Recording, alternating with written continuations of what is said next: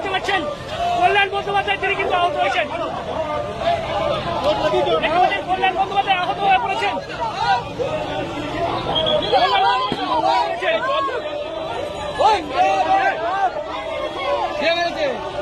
কে মারলো?